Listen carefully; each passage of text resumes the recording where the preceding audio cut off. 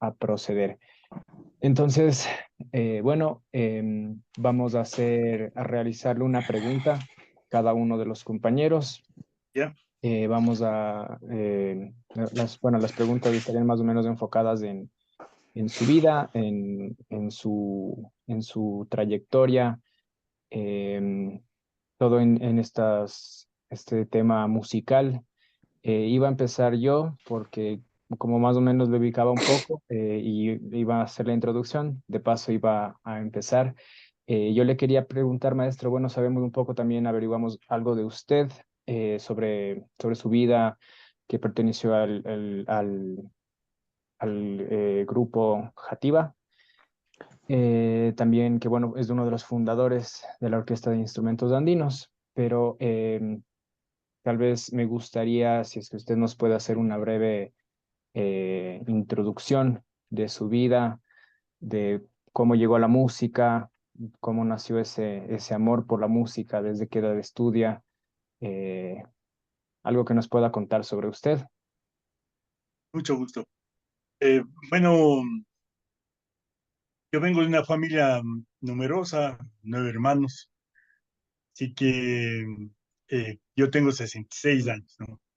Entonces, pensemos, hace 60 años era muy difícil el tener acceso a una escuela de música o entrar al conservatorio. Era muy difícil, especialmente por una familia numerosa. Entonces, yo quería siempre aprender música. Pero bueno, mis viejitos, no, pues era difícil. Ellos no podían dedicarle a uno solo de la familia que se haga músico, aunque realmente fuimos 4 músicos de mi familia, ¿no? Pero bueno, es así que me tocó esperar, pero siempre escuchando mucho la música. eh, Tuve la suerte de que mis abuelos desde muy niñitos nos enseñaron a bailar música nacional. Mi abuelo tocaba la guitarra ecuatoriana con mi abuela, con esa técnica hermosísima de tocar la guitarra que es muy diferente a la tradicional, ¿no? Es totalmente adecuada para las necesidades de la música ecuatoriana. Entonces, yo me acuerdo que tocaban con esa manera y cantaban hermosísimo. Nos enseñaron a bailar y a gustar mucho, a amar la música ecuatoriana. Entonces, yo igual lo que quería es tocar la guitarra. A mí me gustaba después ya la batería, cuando fui acercándome un poco mientras crecía lo que hacían los Beatles, los Rolling Stones. Ya empecé a sumarme a esta vida rica a la música y soñaba con tocar. Me aprendía los solos, pero yo no sabía cómo, pero me sabía los golpes, ¿no? Total, a los 18 años, recién, bueno, mi hermana mayor con su primer trabajo me regaló una guitarra. Era de cuerdas de metal y de clavijas de madera. Era altísima, durísima. Sangraron los dedos y todo eso, porque además yo aprendí solo, pero, pero lindísima, esa sangre bestialísima, ¿no? Y bueno, de ahí tuve suerte porque conocí a otros inquietos como yo y empezamos a trabajar en la música, cuando en una iglesia primero la batería, que no tenía ni idea, pero estaba así.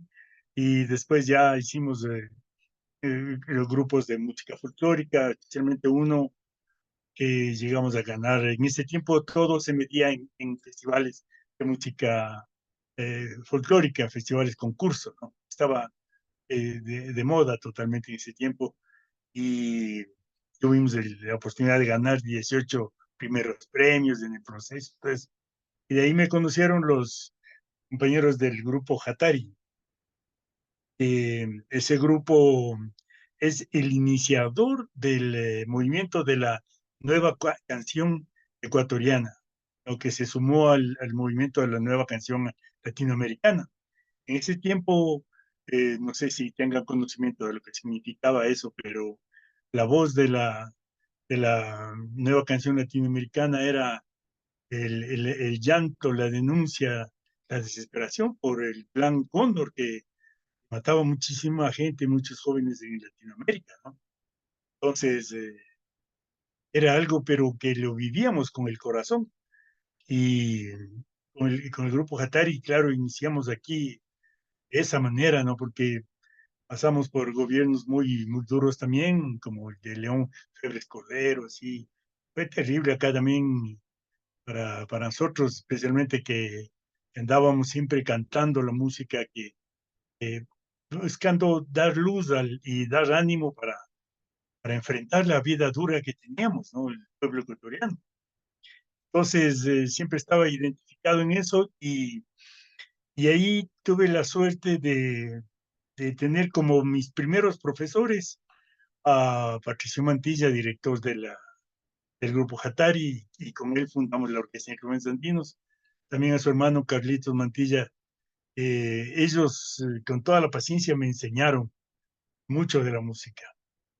Y ahí, bueno, ya fue un buen desarrollo y recuerdo, yo estaba en la universidad bastante tarde ya porque estaba tan dedicado a la música que era bien difícil me dedique a la otra cuestión. Pero bueno, estaba en la universidad cuando hubo una única posibilidad, una única suerte en la historia de la música popular ecuatoriana en que la Orquesta Sinfónica Nacional abrió una escuela para músicos adultos empíricos, para que tengamos acceso a la educación musical y que aprendamos instrumentos que nos sirvan para, para la orquesta sinfónica y que después entremos a formar parte de la orquesta. Entonces, yo fui, dejé la universidad, pedí un examen y entré a esa escuela que duró como 6 meses. Pues se cerró eso, pero ya con los conocimientos que tuve, que estudié con el maestro Oscar Vargas Romero, un gran profesor, y yo ya pude entrar al conservatorio, di examen de ingreso, ya estaba mayor, tenía 25 años. Y allí conocí al profesor René Bonilla, contrabajista, un excelente profesor, pero muy, muy, muy, muy disciplinado. Exigente, pero no tienen idea, ahora ya no hay de esos profesores tan exigentes, felizmente, ¿no? Para los alumnos. Pero bueno, él me ayudó muchísimo, me enseñó el contrabajo y después de 5 años yo estuve en la Orquesta Sinfónica Nacional, cual tuve el orgullo de formar parte por 10 años, ¿no? Estuvo muy chévere bajo la dirección del maestro Álvaro Manzano y bueno, de muchos, muchos grandes maestros que tuve la suerte de conocer. En ese tiempo ya hubo la posibilidad de conocernos con otros músicos andinos que también estaban en búsqueda de dar una respuesta a todo el desarrollo latinoamericano, porque en este movimiento de la nueva canción, los músicos y los instrumentos de toda Latinoamérica se dieron a conocer, pero el Ecuador solamente el bandolín un poquito, el rondador. El resto de instrumentos no salían. Entonces, teníamos esa angustia con la Orquesta de Instrumentos Andinos y nació esta para dar una respuesta eh, inmensa, así potente como es esa orquesta, ¿no? Y unimos todos los instrumentos de Latinoamérica con los pocos conocimientos que teníamos con el Patricio sobre cómo orquestar. Empezamos a orquestar una institución musical que no existía en ninguna parte del mundo. En ese tiempo no había una partitura que diga quena o zampoñas. No había nada, es peor, un bandolín, un rondador. No sabíamos cómo se escribe. Entonces, tuvimos que inventar todo. Y ahí, bueno, gratitud con el maestro Álvaro Manzano, porque él en el primer tiempo nos guió, en los primeros tiempos de la orquesta, nos guió qué deberíamos hacer, por dónde llevar la música, qué repertorio más o menos hacer. Me acuerdo que nos aconsejaba que toquemos mucho Vivaldi y hicimos eso, pues, o sea, con los instrumentos andinos y a desarrollar. Yo me acuerdo al principio éramos 10 personas de 60 músicos que empezó el proyecto. Después, bueno, bajó a 45 y bueno. En ese tiempo, cuando iniciamos, solamente 10 leíamos música Entonces nos tocaba cantar o silbar la nota y le indicábamos en la zampoña, decíamos, este es el sonido, que toca, toca. Y entonces se aprendían los músicos con ese talentazo, ¿no? Porque en pocos meses ya estaban leyendo. Y claro, al principio fue un repertorio grande, pero todo de memoria, porque eran excelentes músicos, ¿no? Y fue de suerte, y ahora la orquesta tiene 33 años. Por el interés de resolver las necesidades de orquestar la música ecuatoriana y de entender cómo hacer eso, empecé a investigar la música ecuatoriana. Y eso, en ese tiempo también estuve estudiando jazz, me basé en la forma que tiene el jazz de entender la música popular del mundo, que es efectiva totalmente. Y desde ese punto de vista empecé a analizar nuestra música. Y bueno, tengo ahora una investigación y también una publicación que hizo la Casa de la Cultura en la revista Traversari, número 8, donde que ahí trato de dar eh, mi forma de ver sobre el ritmo, sobre estilos, sobre cómo hacerlas con las melodías ecuatorianas y, claro, descubrir la gran maravilla de que nuestra música es única por el lenguaje musical. Nosotros en la costa, bueno, tenemos las escalas pentafónicas, mayor, menor, también la escala diatónica, tenemos las influencias que han venido de fuera de Europa, etc. Pero en la sierra, al norte, desde Quito para el norte, tenemos una escala que en base a la pentafonía llega a ser, bueno, yo le llamo la escala melódica ecuatoriana, y hacia el sur, partiendo igual de Pichincha para el sur, esas provincias tienen una escala de 6 sonidos, pero que esta es resultado de la suma de dos pentafonías. Es algo hermosísimo. Ojalá algún rato nos podamos juntar y les explico esta maravilla, porque a la gente que le he podido enseñar con el talento que tienen nuestros músicos ecuatorianos, han hecho unos temas, pero hermosísimos. Sea, se presta porque es única nuestra música. Y también la música del Oriente, que es trifónica o tetrafónica, bueno, eso ya ustedes conocen eh, ahí en el conservatorio. Entonces yo he dedicado a eso mi vida ahora, eh, que estoy jubilado, eh, no he dejado de estudiar mi contrabajo, que es lo que adoro. Estoy haciendo un repertorio de obras mías dedicadas al contrabajo, de música nacional. Y también tengo mucho repertorio ecuatoriano propio y también que he arreglado para algunos formatos. Y, y también ahora estoy dedicado a investigar la música que viene del canto popular, lo que haciendo coralizaciones. Entonces hay obras en las que concentro totalmente mi trabajo hacia el desarrollo de la música coral universal, pero también estoy en la búsqueda de una forma de coralizar la música ecuatoriana. En la técnica de canto tradicional siempre ha sido diferente, ¿no?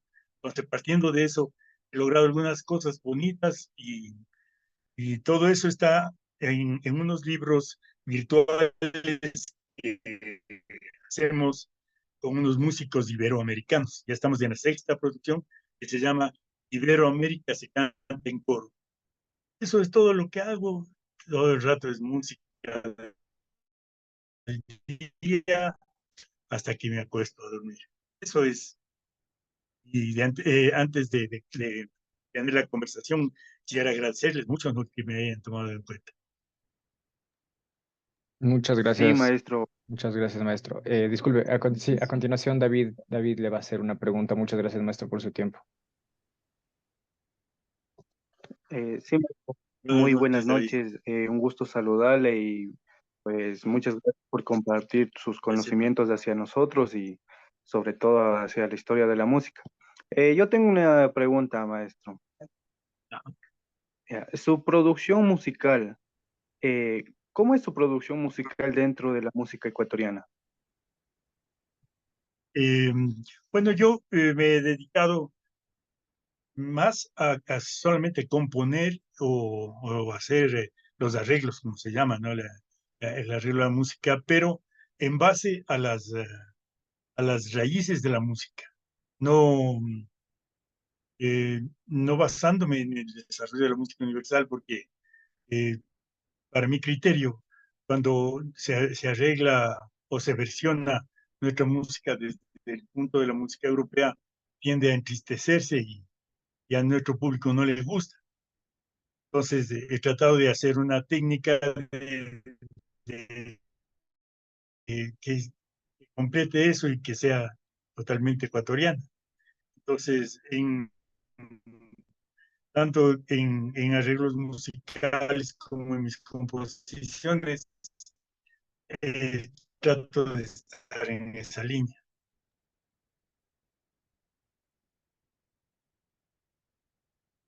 Ya, David, con mucho gusto. Bueno, a ver, maestro, muy buenas noches. Yo tengo una pregunta, Buenas noches, más que Cristian. todo pidiendo una recomendación para los músicos de la nueva generación.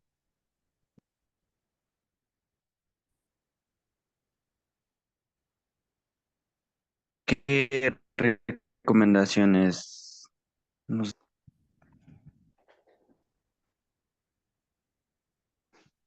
Se interrumpe la audición, pero me parece haber escuchado que podría recomendar a los músicos jóvenes, ¿es Sí, sí, eso? maestro. ¿Sabe lo que, bueno, ustedes están en el conservatorio y el primero lo que habría que hacer es estudiar muchísimo, pero estudiar fuera de todo ego o cualquier eh, línea o camino que no significa ecuatoriano. Pero para eso deben tener mucha paciencia y escuchar la música viejita, la música que se produjo desde principios del siglo XX hasta la mitad del siglo, que son 5 décadas que se produjo muchísimo aquí en el país. Entonces, escuchar mucho de eso, tratar de conseguir material para escuchar y tratar de de aprender cómo están tocando ahí, de aprender la manera tradicional de cantar o de tocar lo que están haciendo y después de eso empezar a componer, porque nuestra música crece el momento que componemos, no en el momento en que recreamos, porque ahora dicen, la nueva música ecuatoriana está bien, pero ¿qué son unos pasillos con estilo de jazz, estilo tradicional? Eso no es una nueva música. Eso ya pasó una época de los 60 para acá, cuando tuvimos la influencia del requinto mexicano. Se vino el trío mexicano con el requinto mexicano y solamente se tomó la música tradicional ecuatoriana y se la adaptó a ese sonido. Y nuestros músicos dedicaron la gran mayoría de trabajo a eso. Y la cantidad de obras que se componían antes bajó a casi nada. Entonces, solamente por interpretar un estilo nuevo que a todo el mundo le sorprendió, hemos perdido mucho y el estilo mexicano es hermoso, tiene unos ritmos cerquísimos a los nuestros, pero no es nuestro estilo tradicional. Entonces, el papel ahorita de un músico ecuatoriano joven es hacer eso que les digo, escuchar mucho y dedicarse a aprender cómo se tocaba y cómo se componía y hacer muchas obras, componer muchísimo, lograr hacer un movimiento de nueva música ecuatoriana. Eso yo diría, ¿no? Pero es el amor a la música ecuatoriana lo que hay que alimentar.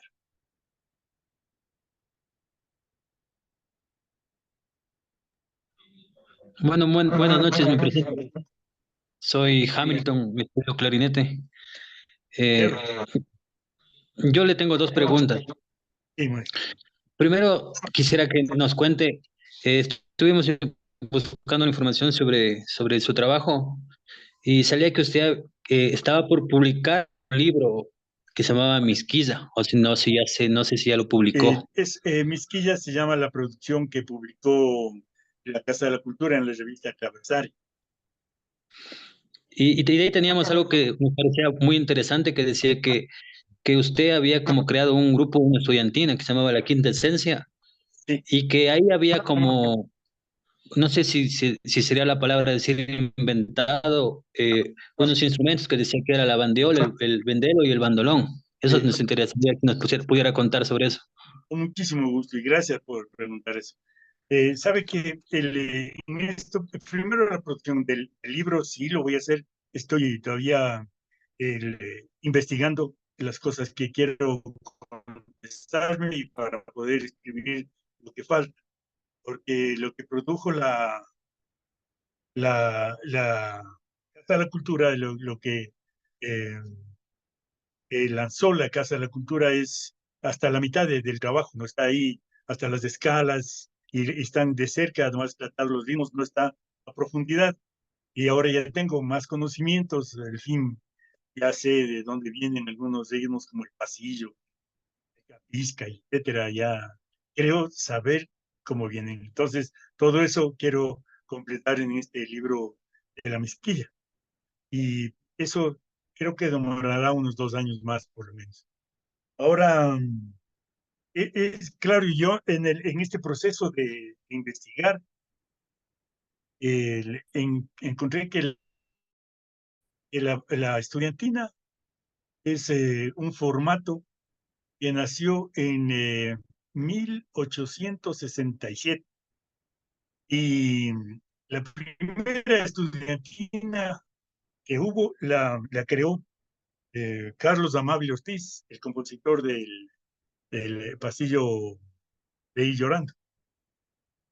Entonces, él, Juan Brito, pues, o sea, él creó la estudiantina y desde que él la hizo, que fue además de eso como respuesta a todo un movimiento que vino desde España, que crearon estudiantinas en toda Latinoamérica, pues, y empezaron a copiar los instrumentos que traían los españoles y nacieron un montón de instrumentos en toda Latinoamérica, como los requintos jarochos de México, el mismo tres cubano, tiple colombiano, esas maravillas, ¿no? De acá el bandolín, la bandola ecuatoriana, etc. Entonces, claro, yo me puse a estudiar eso primero, que quise aprender eh, a, a tocar el guitarrón ecuatoriano. Pero resulta que era tan difícil hacer que hubieron pocos y prácticamente desapareció el guitarrón ecuatoriano. De hecho, yo me acuerdo cuando era chamaquito, mi papá nos llevaba a unos conciertos, a veces quedaban los viejitos, les llamábamos. Vamos a escucharles a los viejitos. Y era una estudiantina de personas mayores que sonaba, pero y bestias, ¿no? Y se murió el, el maestro que ese instrumento, la familia pobrecita, porque siempre nuestros músicos pobrecitos, o sea, antes era más duro que ahora, porque los músicos eran zapateritos, eran sin desmerecer ese trabajo tan importante y vital, pero ellos no podían dedicarse a la música, a eso me quiero referir. Entonces, ellos eran zapateros, eran, eran carpinteros, que les permitía ser músicos. Entonces, cuando murió este que tocaba el guitarrón, la familia quedó en la pobreza total y vendían ese instrumento y yo le vi de lejitos así un, un brazo con unas pepas así grandotas, y no, sí, le vi como grande, y después me enteré que era de 12 cuerdas. Y yo le dije a mi papá que me compre, pero ya les conversé hace un rato la situación, la medio jodida, imposible que compre eso, y nadie tocaba eso. Entonces, toda esa cuestión que funcionaba tanto en mi memoria me dio angustia porque en la orquesta de instrumentos andinos quisimos que la fila de cuerdas sea un estudiantina, pero no teníamos quien nos diga cómo se hace una estudiantina. La estudiantina de Quito ya era la última que vivía aquí en Quito, así que existía como en el formato y y ya no había a quien preguntar nada. Hicimos la base de la orquesta de instrumentos andinos, más o menos con charanguito, unos bandolines, unos triples y guitarras. Y eso, pero en un formato como la estudiantina, pero eran diferentes los instrumentos. Entonces me puse a estudiar cómo hacer una estudiantina y bueno, hicimos un bandolín, la bandola ecuatoriana, dos bandolines, la bandola ecuatoriana, guitarra y yo me hice un, un, un guitarrón, una guitarra con trabajo. Es una grandota. Si gustan, les traigo para que le vean. ¿Quieren ver? ¿Se animan a verlo? Sigo nomás. No, sí, muchas Si gracias. es que se Sí, puede, por maestro, favor. sería genial. Sí. Sí, maestra.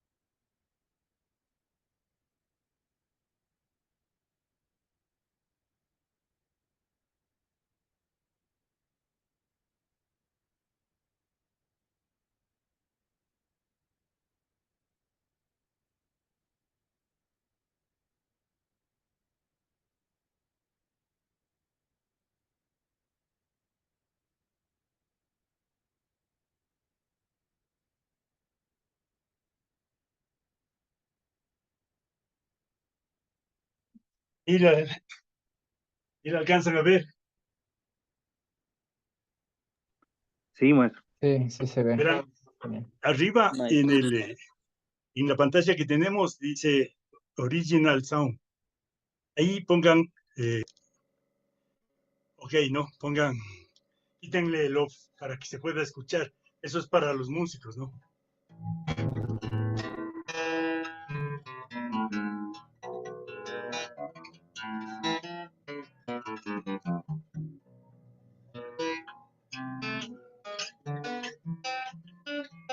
¿Sí oyen? ¿Sí se escucha? Sí, maestra. Entonces yo hice que me construyeran pensando en que esto me podía servir como guitarrón. Y claro, sí, tocamos muchos conciertos, es lindo hasta para tocar bossa nova. El bossa nova en esto suena, pero bien lindo. Y para los solos y también para la música nacional, para tocar como tocaban el bajo, ¿no?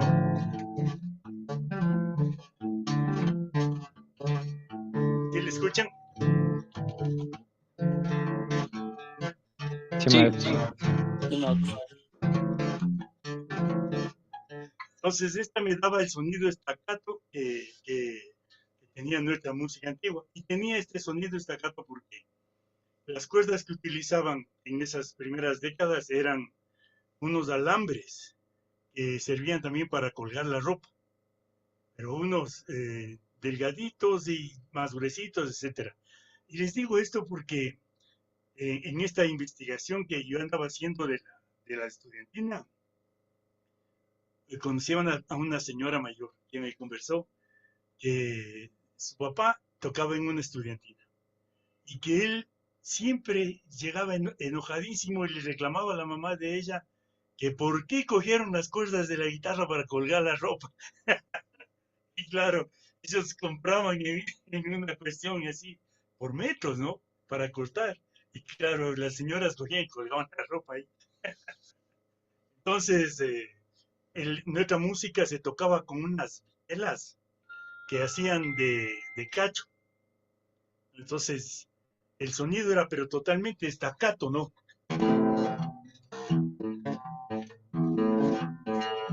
Parecido a esto, sí le escuchan, ¿no? Sí, sí se escucha, maestro. Sí se alcanza a oír algo. Sí, sí se Sí, escucha. maestra. Ya. Entonces, ese sonido es el que traté de encontrar y con muy buen luthier hicimos este instrumento. Y, y bueno, yo lo hice como el guitarrón ecuatoriano. Y en nuestra música, en la mayoría de la música popular, no existe, en la tradicional no existe el contrabajo, por ejemplo. Hay grabaciones, sí, que claro tiene el bajo, pero no era propio tradicional de la sangre nuestra el tener un contrabajo, sino era el guitarrón que hacía los bordoneos, o sea, estos adornitos bien chéveres, siempre basados en la pentafonía. Entonces, en este bajito yo he logrado hacer eso y sí, sí, sí se ha logrado sacar un sonido tradicional que luego lo he logrado poner en la nueva música, en lo que se crea. Entonces, yo me di cuenta que la estudiantina se quedó limitada. O sea, que se creó el bandolín y la bandola, pero el resto de instrumentos se acomodaron para hacer el formato. Entonces, yo digo, ¿por qué no hacer un formato que sirva para la música académica ecuatoriana, con los sonidos eh, que crearon en ese tiempo en la estudiantina? Entonces me puse a estudiar, a analizar cómo se podría hacer. Y bueno, en base al bandolín, yo construí cuatro instrumentos, no construí, diseñé, hice que buenos luthiers construyeran cuatro instrumentos. El uno se llama una bandioleta, que es un instrumento pequeñito, que tiene 5 cuerdas, que son eh, tres individuales y un orden de 2 cuerdas en la más grave, octavado, ¿no? De ahí, esa es la bandioleta. Hay una bandiola que es hermosísima, que le hice de 8 cuerdas, y hay otra que es de 12 cuerdas. También hay el bandelo, que igual de 12 cuerdas, un instrumento roquito, bien lindo, y un bandolón, que es un bajo de 8 cuerdas, así como lo que yo vi de Guaguito, ¿no? Claro, ese tenía 12, pero suena candela, candela así, pero muy, muy lindo, ¿no? Entonces, aquí traje este es el bandelo. ¿Sí le ven? Sí, maestro. Sí, sí se ve algo, algo. Algo, ¿no? Le hice en forma de lágrima, que era el gusto de luthier que me daba construyendo, ¿no? Después me di cuenta que no es la forma ideal. Está desafinado, pero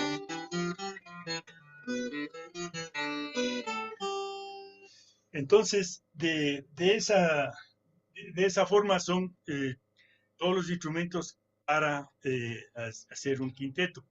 Pero yo lo diseñé de una manera en que si alguien aprende a tocar la bandioleta, puede tocar todo. Cualquiera de los otros instrumentos. El que aprende a tocar el bandolón o la bandiola, toca todos, ¿no? Entonces, yo me he dedicado a esta investigación, ahora estoy haciendo unos instrumentos de viento también, y mi hijo Omar, él ha desarrollado muchísimo la interpretación de la música en estos instrumentos. Él toca desde música clásica, toca Bach, lindísimo, unos solos bien chéveres en estos instrumentos, y también toca la nueva música ecuatoriana, que es lo que él compone, ¿no? Entonces, en eso hemos caminado. El proyecto de investigación de la estudiantina todavía no termina, porque recién somos 2 los que tocamos.